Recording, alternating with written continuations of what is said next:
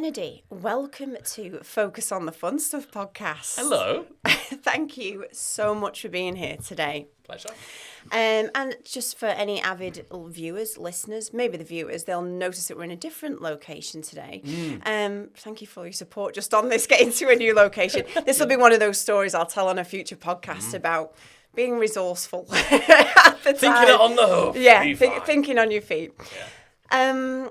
Today, Kennedy, I'm excited for today's episode because we have not delved into on the podcast email marketing.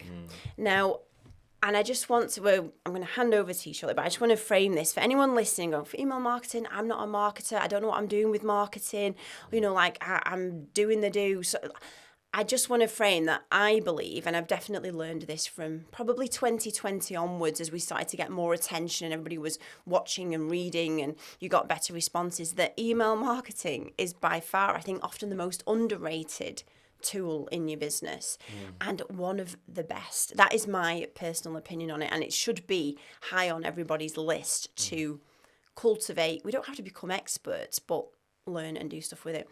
So, Kennedy, I would love to just start this episode. And you are also, sorry, I should just frame that your business is Email Marketing Heroes. Like, you are the guy, you are the expert. We're going to be talking about how to, really implementable hacks, tips, things that people can take away from this to go, right, I'm going to try this. I'm going to get some results.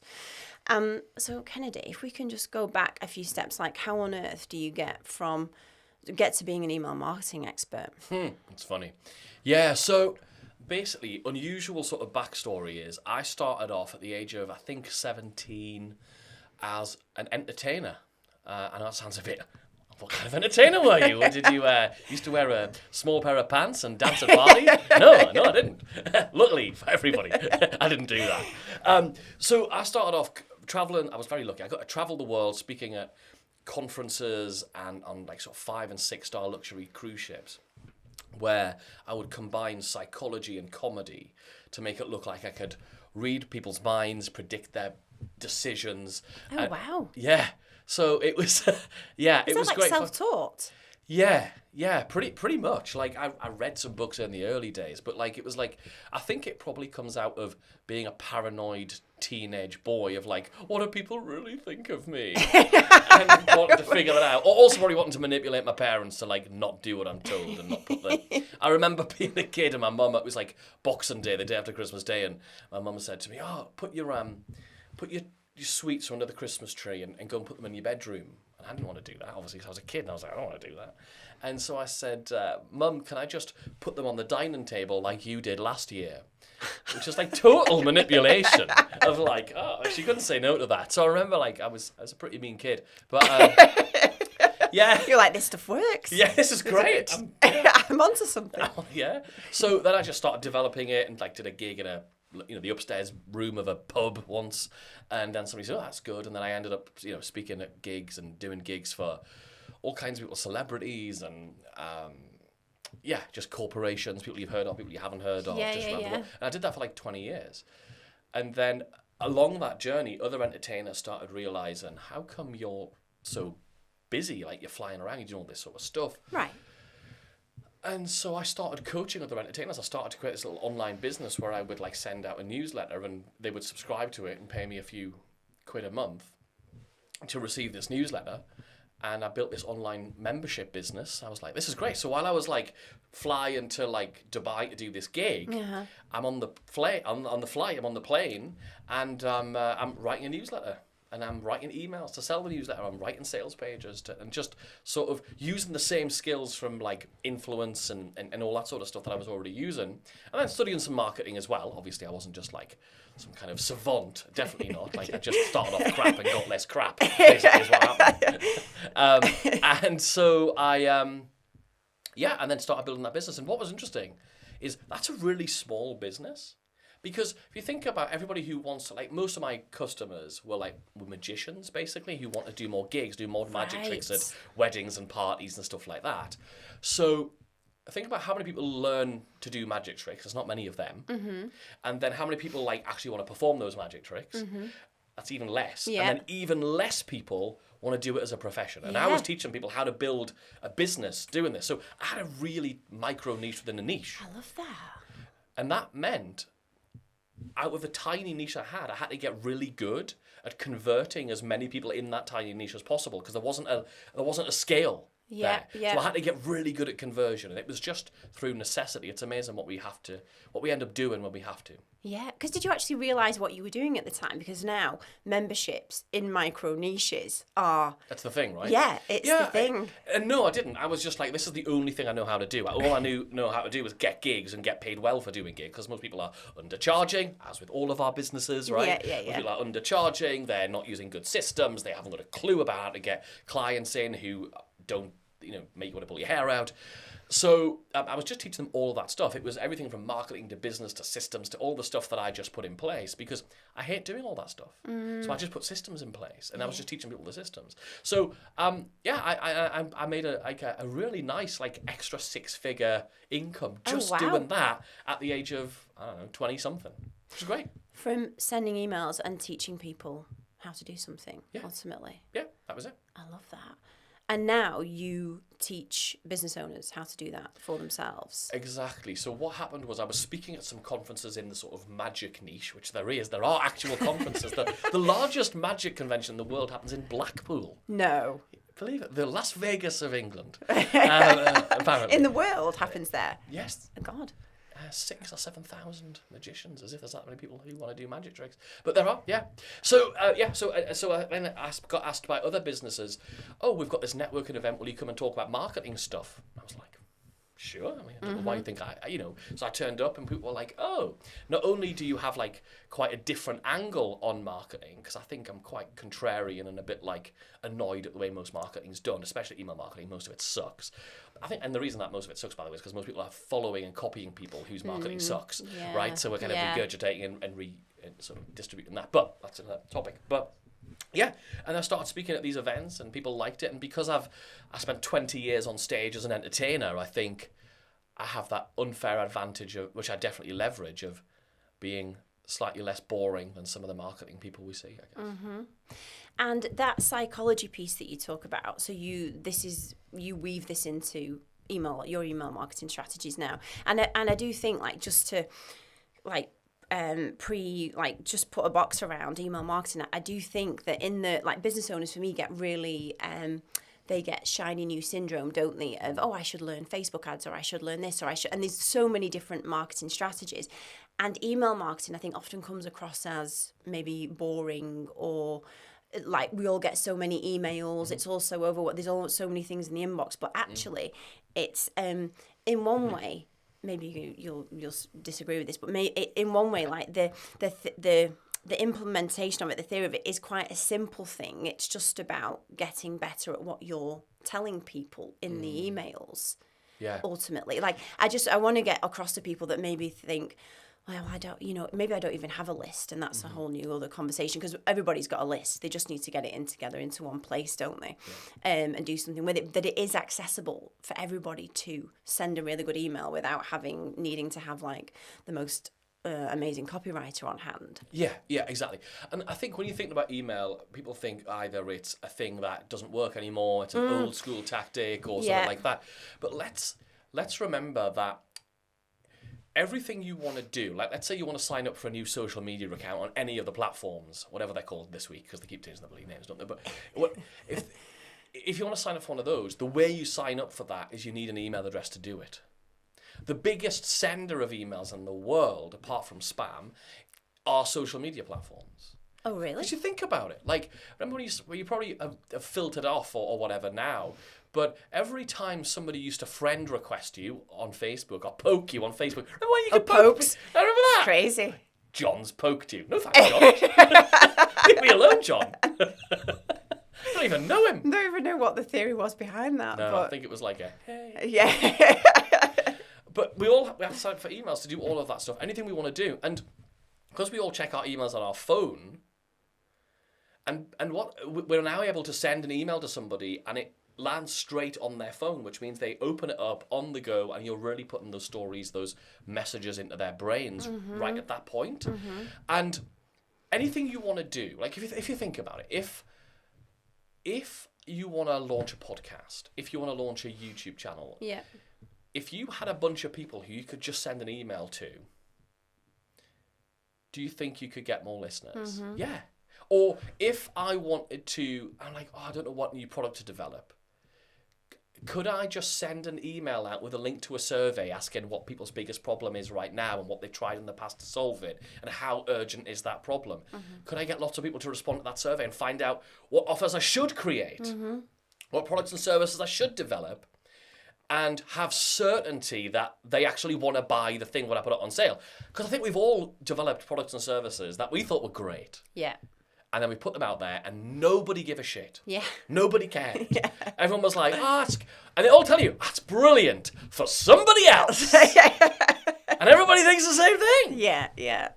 And so we can do all of that. We can do market research. We can start wait lists. We can get answers to quizzes and questionnaires. We can promote our products. We can get views on stuff. We can fill up live events. We can get people to show up to it's the anniversary birthday of the business bash. We can get people to do anything. If we had a pool of people who we can directly communicate with without thinking, are stories getting more reach than reels?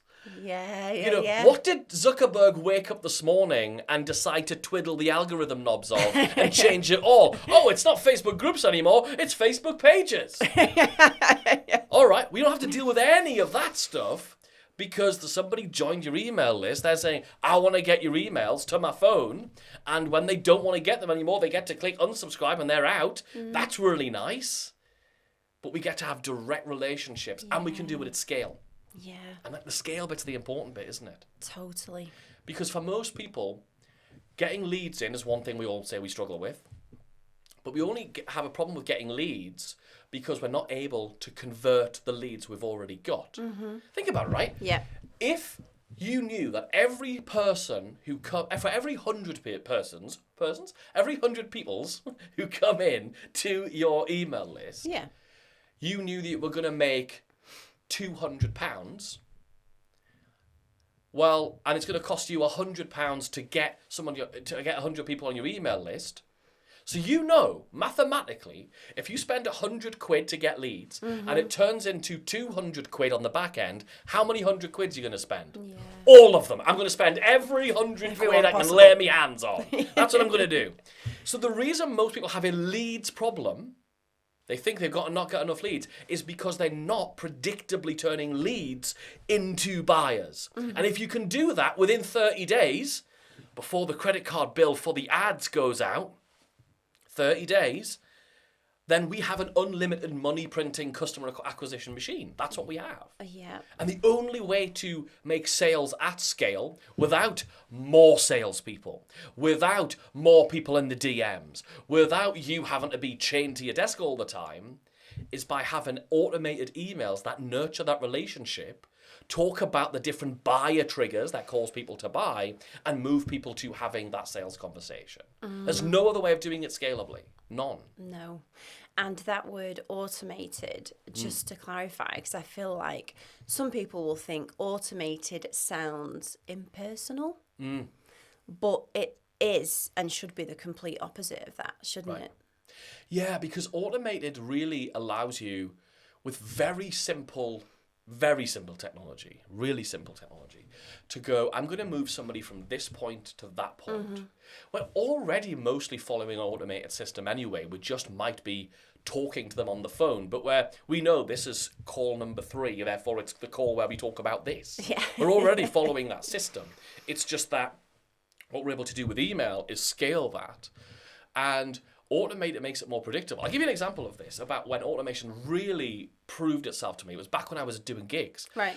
So I get this inquiry from this lovely animal charity. I've got 2 Bengal cats, right? So I love animals. I used to have a dog with my ex, and I just love animals.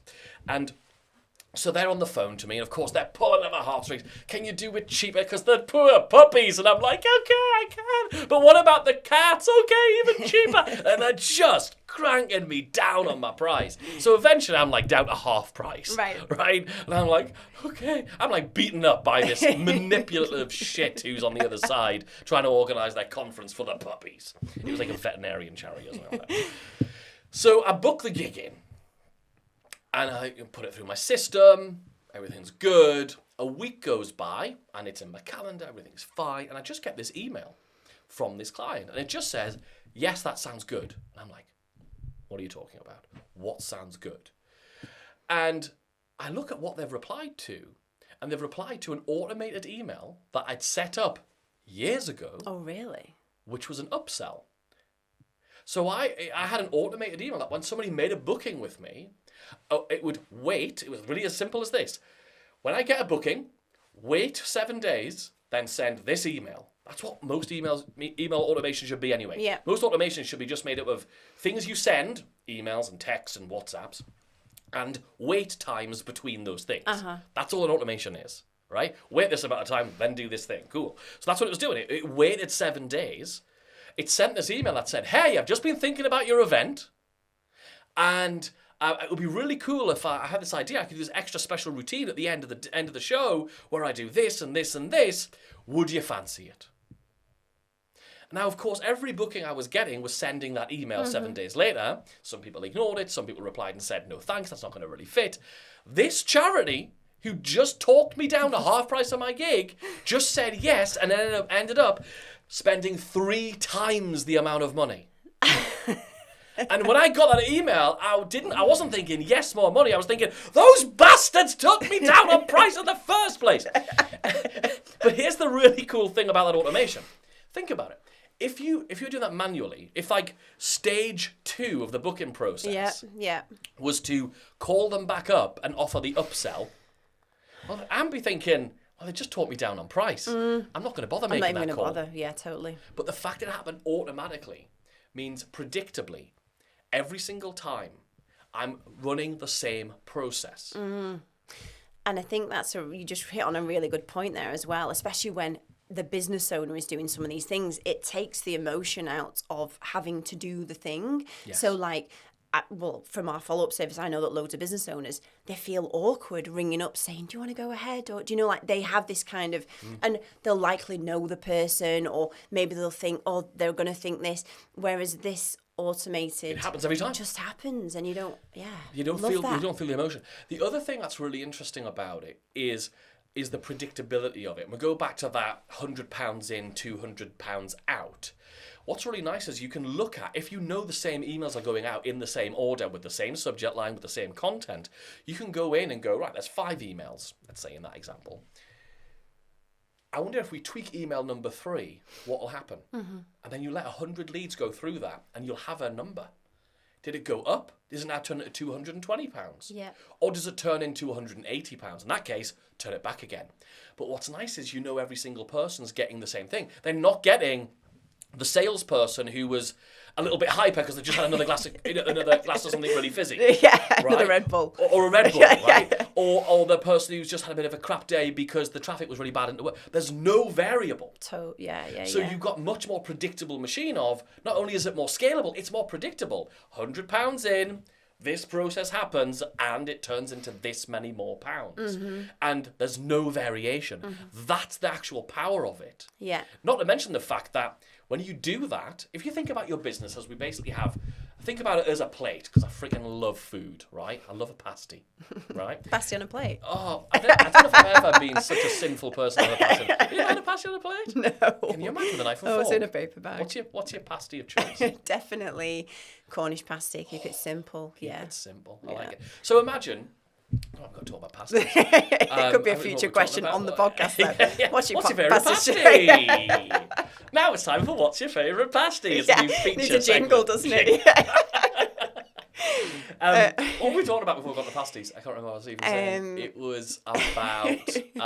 imagine it's a plate. Oh, a plate, because I love food, right? So imagine your business as a plate. And there's basically 3 things on every plate, right? There's building your audience. So that's the thing you do to generate leads. There's converting that audience, that's the sales bit. Yeah. And there's delivery. Of the service or the of product. the product yeah. or service or whatever it's going to be. If you automate the sales process, you just took a third of things off your plate. Oh, I love that. All you've then got to do is work on ways of getting more people into the front, And yeah. so that they go through the sausage machine, and at the end, they turn into customers. So now all you have to do, sausage-shaped customers. Sausage-shaped customers. Right. That's immediately what I was thinking about, yeah. So then you only have two things to do. Go out and do the things you love to, like, talk about your business and build your brand and build your social media or build the leads, do your networking, whatever you're doing, run your ads. Focus on that. And the other thing is deliver really good stuff so more people keep buying from you. You get to do the two most fun things, and that sticky middle thing becomes predictable. Oh, it's the dream, isn't it? A machine that predictably converts and you've got sales dropping into your inbox is the most exciting thing, isn't it? And I think as entrepreneurs, the difficulty, though, is what we'll all want to do is we'll take that 1/3 off our plate because we know it's predictable. We know we can put as many people in the front as we can handle in the sausage machine without it busting open and putting sausage meat everywhere. I think I'm now just getting too far now. And we'll just basically split the plate in half and say, I'm going to spend half my time generating leads and building my audience, and the other half delivering more products and services. And what I would say to anybody watching or listening is, please remember why the hell you got into this in the first place. Keep yourself a slither of that plate for doing the shit you want to do. Yeah. Spend the time with your partner or finding a partner. Spend it with your kids. Spend it with your parents because they're not going to be here forever. I lost my dad 2 years ago, and I definitely feel like I should have spent more time with him rather than just constantly refining this machine, because you never get those times back. Yeah. Oh my God, that is literally this podcast. Focus on the fun stuff. Yeah. And that is such a key part of, you can just get so down in the weeds with trying to keep on top of everything. Yeah. I've got Instagram working, great, but now I need to get YouTube. Do we really? Yeah. Do you? Like, I think one of the things, if any of us are like into self-development, developing ourselves, like, self-development world is really interesting because what it forces us to do is it shines a spotlight on the stuff we're not very good at. So it really shines a spotlight on the troughs of our ability. Yeah. The problem with that is, one, that makes you feel shit. But also, aren't you better just to make your peaks higher? Oh, yeah. I love that phrase. Right? Yeah. Make your peaks higher. So the thing you're really good at, do more of that. Go all in on it. Go more. Imagine the impact. Yeah. The thing you're already good at, go further. Go harder. Go more aggressive. Yeah. I mean, yeah, just like case in point, like Alex Hormozy, the thing he is really good at is being in front of our faces all day long, isn't it? Like creating the content. If he was actually in the business, crafting the next or what YouTube strategy or like 100%, you just really need to go all in on what your unique ability is, don't you? And the thing that you enjoy doing. Yeah, raise your peaks. I love that. And just because again, like there'll be all different kind of business owners listening to this podcast. I don't want it to sound overcomplicated. Like having an audience, having a list, it's not... it's very basic. It's having people that at some point have put their hand up, isn't it, and gone, I'm slightly interested in that. Let's remember why anybody is in any of our businesses. When you get this nailed, everything becomes simpler. The only people who are paying attention to you are people who've got a problem and they believe you might have the solution. Yes. It's the only reason they're looking at your stuff. Yep. They're on your email list. They're watching your content. They even speak to you out in the street is because they've identified a problem they've got and believe you might have the answer. They're not on your email list getting your emails because they think emails are like Pokemon and they've got to catch them all. They don't collect them. They're not collectible like those things that the guy at the market stand sells, are they? Oh, I'm going to swap that thing for that. No, mate, I don't get a life. Cut your hair. All that stuff. No, totally. So for anybody that's like, I don't have a list, you do. If you've been in business and even if it's been 6 months. That box of business cards you've been collecting with BNI, that's your list. Exactly.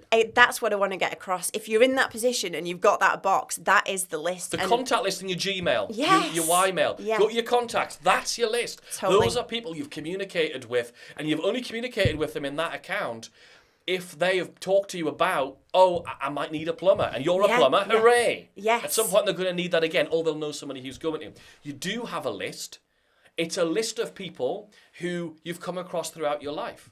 Yes. Okay. Awesome. I'm glad we nailed that down because there'll be some people thinking this is like a black magic, but I don't have the big CRM campaign. You don't need it, do you? You just need it to be simple.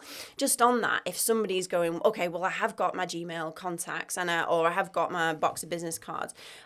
From your experience, just is there a simple CRM system, something that you would just go to first all the time to go chuck them in there and we can make a simple campaign out of it? Yeah. So this is my advice. So I am going to shit talk one of the platforms now, right? And the only reason I'm going to do that is because every time I've tried to use it, it makes it way more difficult than the other platforms. Right. So if you're currently using MailChimp... Oh, I knew you were going to say that then. Because I feel like it's the one everybody thinks Everyone is thinks simplest. of. They've got brilliant, big brand. Yeah. They've done a great job of that. But actually building this stuff is hardest in MailChimp. No Believe way. it or not. Yeah, it's crazy because people are like, it's free, or it's got a free level. But actually, most of the other platforms make this stuff much more intuitive, much more easy to do. In my experience, in my opinion. But how do you pick the platform for you? And this is the trick. So what you're going to do, and this is really simple, is you are going to ask some friends which ones they use, and you're going to probably get a little list of 3. Narrow it down to 3. And depending on what you want to do with these stuff, like MailerLite are doing a great job. Okay, that's a really good one. Go high level, they're getting a really good level of traction. Going very bonkers, popular now, isn't it? popular. Everyone's all over it. Gosh. Yes, that's another really good one. Yeah. Keep, which used to be called Infusionsoft, Yes. very popular. And ActiveCampaign, very popular. They're your main sort of big ones in the marketplace. Yeah. But even if there's an industry-specific one or a multiple industry-specific ones, here's what you're going to do. You're going to take 3, between 3 and 5. I would just say 3. You don't need 5, right? Take 3. Take a free trial of all 3 of them. And decide one thing that you would want to be able to do in this platform. And it might be, you might want to have a little upsell. Somebody buys something. So you're going to set up a little automation, go to the automations bit and say, I want it to wait 24 hours and send an email. And try and type the email and hit send. Do that exact same thing in all 3 platforms. And then, at the end of that day, whichever one of those 3 platforms makes you not want to throw it out the window the most, that's the one for you. Because... they're all a nightmare. None of them are perfect. All of them have problems. They're different prices. You get different things. All this stuff. They're reliable. They've got good delivery. All these things. But you're always going to have to use it. Choose the one that makes you want to pull your hair out least. Go with that one. Stick with it. I love that. There's no good reason to keep switching platforms. People are like, I'm not getting email delivery. My emails are not getting delivered with that one. It's got nothing to do with the platform. It's not a good reason to switch. Yeah. Okay. Perfect. That is very helpful for people because we do get that question all the time. Yeah. Which one do you go with? One? But there is no definitive answer, is there? You just have to... Unfortunately, I wish it was like, this is the one. Yeah. That's the reason they all exist, because there's different things for different people. For different people. Can we talk about your SCORE framework? Because I know that you have done amazing things with that in your own sales, with your client sales in Email Marketing Heroes. It's one of the first things I ever heard you talk about when I listened to you on Natalie Ellis's podcast, and then we randomly saw each other the next day. That's such a weird story, by the way. It's the weirdest story ever. So, in case anybody doesn't know, I think most people don't know this. Do you want to tell the story about what happened? So you're on a way to a conference. Yeah. Listening to Natalie Ellis's Boss Babe podcast. I was on a flight from Spain to Birmingham listening to this podcast with Kennedy on it, this guy who's the email marketing expert, and I was like, I'm interested in that, listen to it. And you have a very distinctive look. Right. So that day I go to Birmingham, and then to this conference. There's like a welcome party in the evening, and I immediately walk through the doors of this bar, and you are stood there. Who I've never met before we've never spoken. You don't know who I am. I come over to you going, you don't know who I am. You did. But I'm listening. I'm listening to you right now. I've listened to you all day today, and I've just signed up to your email list. Yeah. Yeah. Do you get many fangirl moments? No, that was my only one, but it's precious. It's really important to us. It's in the mind. So on that particular podcast, you were talking about this SCORE framework, which I loved, and I think it would be really helpful for a lot of people listening. I think one of the things that happened, what we got to remember is we all buy different stuff for different reasons at different times. So just the other week, I wanted some new trainers, right? So I went into JD Sports. Other outlets are available, right? But I went into JD Sports, and I saw, those On trainers that everyone's wearing. Very popular. Very popular, right? So I thought, I quite fancy some of them. They're not really my look, but I heard they're really comfortable. So I'm going to buy some. We're after comfort nowadays. Right, we're after comfort. Yeah, I'm 40, right? I'm sick of having sore feet. Do you know what I mean? It's because I've worn like dress shoes for most of my career because I was an entertainer on stage, right? So I go in and I'm like, these trainers like 160 quid, and I'm like, that's a lot of money to drop on trainers because I'm not really like a runner, obviously. Yeah, right? yeah, I'm like a sit around and do my thing, right? So I go in and I'm like, okay, I want trainers. I'm going to buy these 160 quid ons. And just on the opposite rack, there was some Adidas Gazelles in the sale for 30 quid. I'm like, oh, them too. So there I am, one person, in the same shop, buying trainers, the same thing, for two different reasons. Right. I'm buying the ons because they're popular, I've heard good things about them, I've read lots of content about what they do, and I'm also buying these Gazelles because they're in the discount, they're in the sale. Two different psychological motivators for me to buy something in the same moment. And our audience is the same. Whatever we're selling, whatever our offer is, we've got different people in our audience who are at different stages and buying things for different reasons. So when someone joins your email list, there are some people who've just come into your world, signed up for that freebie on your website, or got that discount code on your website, or got that quote form filled in on your website. And some of them want to buy right now. Because, like, imagine, like, you've had a horrible accident, and I hope you never do, but you had a horrible accident, and your leg's hanging off, and you hop into the emergency department at the local hospital, and there's blood squirting up the walls, and you're like, doctor, help! I need you to sew my leg on. What most people do is, on their email marketing and all their marketing, is they will nurture that person when they first join their email list. You don't want the doctor sitting down going, I can see there's blood everywhere, but let me just tell you how I got into medical school. You see, my parents are really proud of me. I've got 3 generations of doctors, and I used to, shut up, I'm going to bleed out on the floor, right? That's what's going to happen. Yeah. So some people are joining our email list with the limb hanging off. They need the plumber now. They need a virtual assistant now because they're overwhelmed, they're stressed, there's leads leaking through the gaps, all these problems. They need the solution now. So the first thing we're going to do in this SCORE framework, SCORE, is we are going to have an S for sales. We are going to have a sales-led email sequence, which basically says, if you've got this problem and you need a solution right now, here's where you can go and buy the solution. We're offering the best solution now. And our best solution is always our paid offer. Yeah. Make sense? Yeah, totally. So sales-led sequence. Yeah, and I'm even thinking right now, I know that our automated email campaign is all about, this is me, this is what I do, here's my dog. Cute dog. Yeah. But, so, we've got the sales-led sequence. But some people are not, only 3% of any audience is actually ready to buy at any one time. 3% of any audience who you meet, who joins your email list, is ready to buy at that moment. The other 97%, I did the maths right, 97% is not ready to buy yet. So what we're going to do with those people? The next letter in the word SCORE is C, and that stands for content. That's a content-led sales sequence. Right. So what we mean by that is we're going to create some information, like I got about my SCORE, about my on trainers. So I got a bunch of information. I learned some stuff. So we're going to send them some content to learn about what we do, so they feel informed. Mm-hmm. So it's going to be a content-led sales sequence. It's not content for the sake of content that's going to distract them. None of us needs more overwhelm. None of us. We're already distracted by that shiny thing and that shiny thing. We need to keep them in the lane.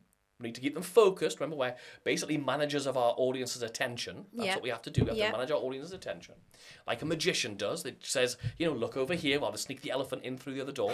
That's what magicians do. They manage attention, right? So we're going to lead with some content. We're going to be saying, hey, here's a thing you can learn about. And that content transitions into, hey, if you want to make it easier, faster, or more likely to be successful, that's the only 3 reasons we buy something. To make something easier to do, faster to get results for, or more likely to be successful with. They're the 3 motivators. Then buy our product. So we taught them a thing, and that's the C in SCORE, content-led sales. At this point, some people will have bought. Some more people will have bought. Some people have bought through the sales sequence, some people through the content sequence.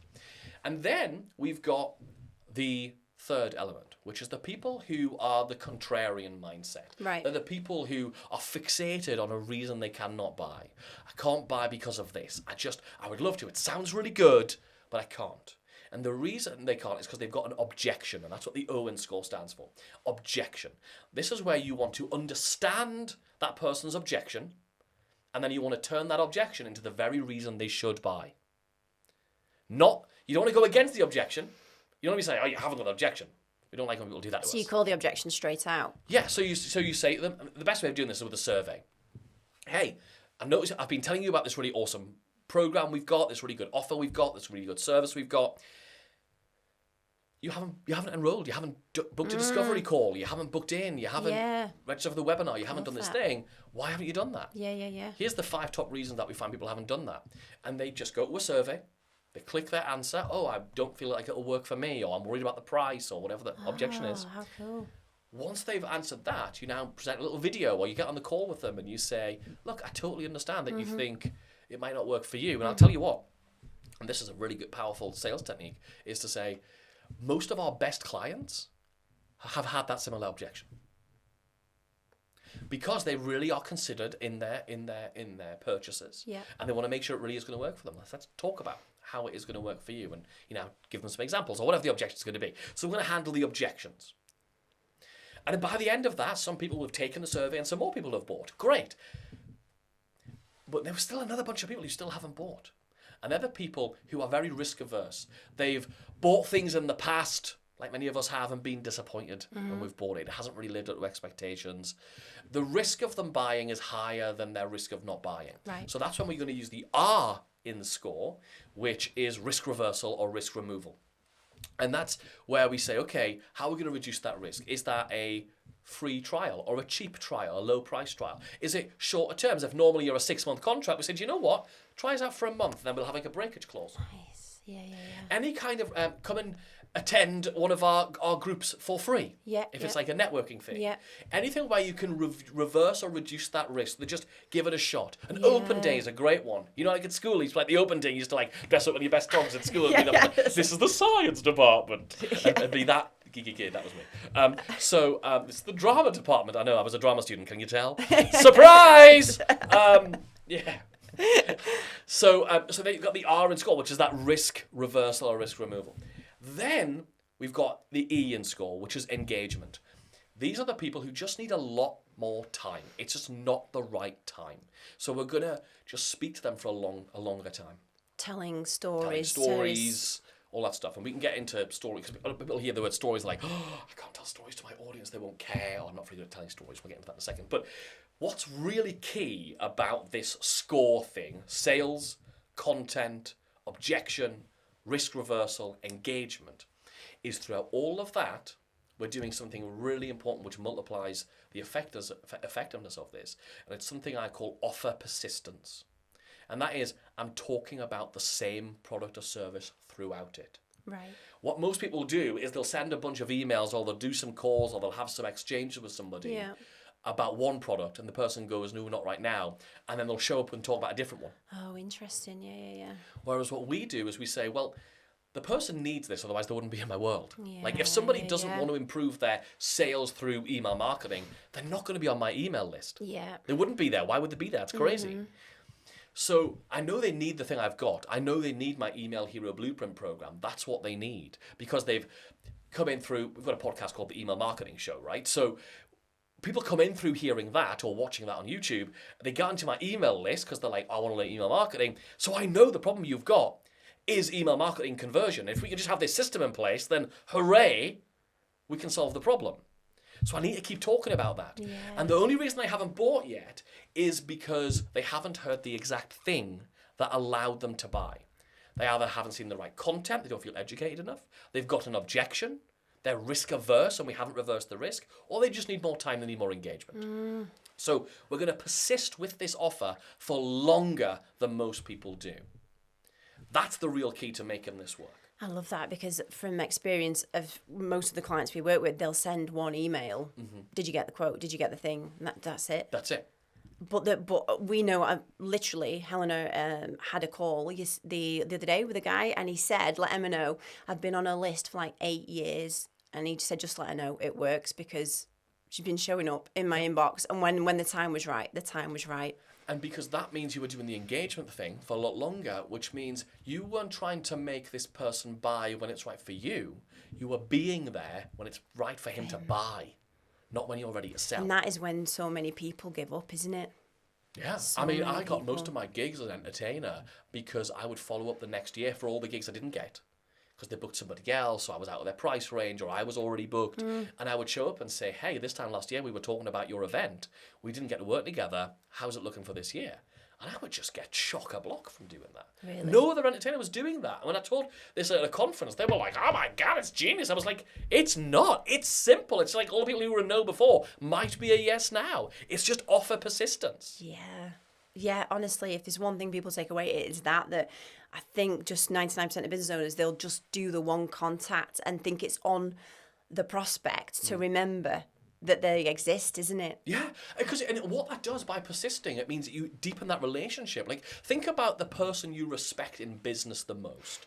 Whether that's Natalie Ellis at Boss Babe, whether it's Alex Hormozy, whoever it is, right? If they wanted to launch a podcast and get lots of views, could they do it? Yes. Why? Because they could send an email about it. And they would nurture people through that process. And I really genuinely believe everything we want to do in our business is way harder until you figure out this email marketing thing. Whether you learn it from me or not, all I want you to do, go and have a look around YouTube and learn some stuff for free, or learn it from my free stuff, or learn it from wherever. But you'll realize as soon as you're able to send a message that you can type while you're waiting for the kettle to boil in the morning, or while you're on the train, or while you're just waiting for the kids to come out the school gates, or while the kid's having a nap, you can send an email that you type once and it goes out to hundreds, thousands, tens of thousands of people at once. It's and makes an impact. Yeah. And that brings in leads, that brings in a relationship, that brings in understanding and desire for what you do. That, honestly... Nothing else you can do in business does that. Yeah, Nothing. Totally. People need to do that. Kennedy, we're coming to the end of our time together, and I really wanted to talk to you about storytelling, but maybe I come to Newcastle and we do a part 2 on this, because I think we could do another hour or 2 on just how to get more emails sent out, because people just need to send out more emails, don't they, and stop procrastinating on it. Today has been absolutely fantastic. You've been awesome, Kennedy. There's so much good stuff to take away, and just if anybody wants to know more stuff about this magic of email, where are they going to find you? Yeah, search for the podcast everywhere you see podcasts. It's called The Email Marketing Show. If you want to see these emails that I talk about in practice, I send a daily email marketing tip every day. Show up in your email inbox with a tip to improve your email marketing. Talk about engagement. Talk about nurturing. I send it in 20 minutes a day. It doesn't take much, but it goes out to thousands of people. And it wins us clients. So if you want to see those tips, go to kennedyspeaks.com/emails. Honestly, if there's one thing you do today, I would advise you sign up to that, because who doesn't want to get taught every day how to send more emails? Yeah. Kennedy, thank you so much for being on Focus on the Fun Stuff. Hey, it's my pleasure. This has been really fun stuff.